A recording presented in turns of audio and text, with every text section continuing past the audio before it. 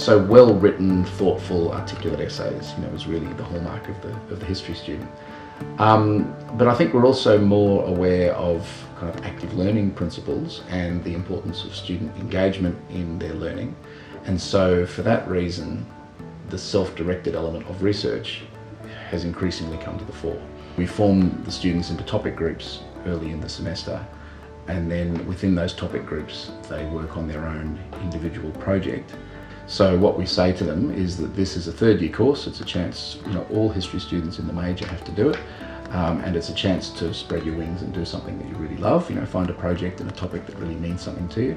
And the one thing you can't do is write an essay. So you've got to research, and you've got to develop a framework for that research, and you've got to be ready to communicate your findings and so on. But it can't be a 4,000 word essay. It's got to be a website, a documentary, a exhibition proposal, an oral history interview leading to an oral history report.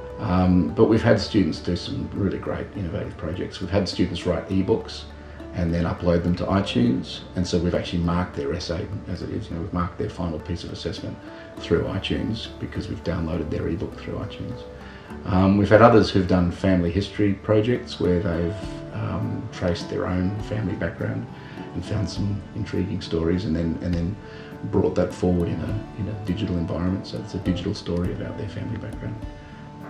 So there is a lot of diversity in that course. Some of those topic groups are in external partnerships with people at museums, state library, community museums, heritage places and so on. So depending which topic group the students want to join, it implies a different kind of project for them. But then each of them develops their own research question, does their own literature review, does their own project proposal and outline, so they get feedback on the outline and they get feedback on the proposal. And so by the time they come to week 7 or 8 of the semester, they've got a lot of feedback on their research ideas. And then the final project is 60% of the semester course. And to begin with, in this course, we were open slather. We said any format will do. So we had students wanting to do interpretive dance or write a novel or whatever, and we were just happy for them to do anything. Over time we tempered that and we said, okay, there's certain formats that work better than others, because if it's open slather, students can start to flounder, and we're not in a position to give someone expert advice on how to do interpretive dance about the French Revolution, for instance. So over time we've kind of pared that back. We've still got a great range of formats that we encourage them to think about.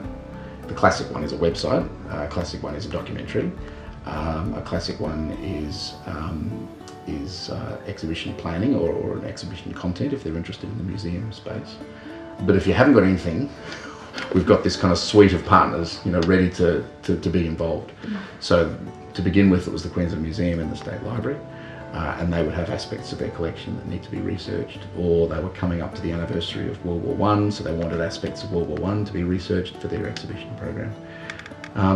But in recent years it's diversified, and we've now got smaller museums alongside those bigger collections. The number one piece of feedback you give to 80% of students is, this is too loose, this is too woolly, you need more clarity, you need a more specific idea of what your objective is here. And in history it's kind of good in the sense that they just need to pose a good question. A good question is at the heart of a historical project. So being aware of, in a broad way, of the content and of the topic, being aware of what some of the relevant reading is, having a sense of what kind of sources they're going to use, that's all important orientation. But you really want to say to them, give us a good question, give us a good, sharp, focused question, and then start to explore the implications of that question. It's really essential to get that rapid feedback on their initial ideas. Because you say, come up with a topic, come up with a research question, come up with a research strategy, and almost invariably the student will have quite a vague idea of what they want to do. And so you've got to say, right, what's your vague idea and how can I rapidly help you to turn it into something concrete? So the rapid turnaround on initial feedback, I think, is crucial. So when I took over that course, it still had a big chunk of 8 compulsory lectures that were all method focused. And the problem was, students, you're not going to be able to give 8 lectures on method without putting everyone to sleep. That's the first thing. But secondly, if there was anything in a lecture week that wasn't relevant to a student's own idea of their developing project, they'd totally switch off during that week, So that's how we've moved away from lectures in that course. We have an introductory week or 2 or 3, an introductory lecture followed by 2 weeks, which is method focused, 2 weeks which are method focused. And that's really just saying, look, this is research strategy. This is how you do research strategy. This idea about begin with a question and move to an answer. And we talk about the cycle of research and how you evolve through these stages in a cycle. You've got 120 different projects across all of these different historical topics. That's why we started organising them into topic groups. So you have all the education students in one topic group. You have all of those who are interested in feminism in another group. And then you might have 15 students in that feminism group. One might write about women in ancient Rome, someone else might do, women in the 19th century, another one might talk about women in the medical profession today, So they'd be organised into topic groups around a theme, but their individual project is often quite different within that group. And so that gives something for that group to talk about, comparing notes and kind of explaining where they're going with their thinking. I think a person could teach the course on their own with 30 or 50, that would be my sense.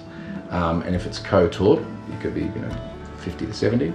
So I think we're pushing it a bit, having it at the volume. But it's great having 120 enthusiastic students in the one room. That's great. But still, there's an enormous workload for the 2 people teaching it. It's not just in terms of quantity. It's more in terms of getting your head around where each individual student is at with their own individual project, which hasn't yet formed in their mind yet, and they haven't yet worked out what their question and their sources and their format's going to be. And so there's a constant feedback loop, with those smaller groups. And if the students aren't talking to you, it's very hard for you to talk to them. So we're just really, like Lisa Featherston and I teach that course, and we just spend most of our energy in that course just trying to stay in touch with talking with the students for an hour and a half every week about their individual project. If a student has a research problem and can see a research problem as something that can be solved in a few different ways, using different kinds of sources, different kind of methodologies, a different kind of toolkit, that boosts their flexibility, it boosts their kind of employability. So when I was starting early on designing my courses, I was always really keen for there to be an independent research component. But then I also worked for 5 years as a heritage consultant. So I was in the public history sector, working with archaeologists, doing field work and community consultation and heritage assessments.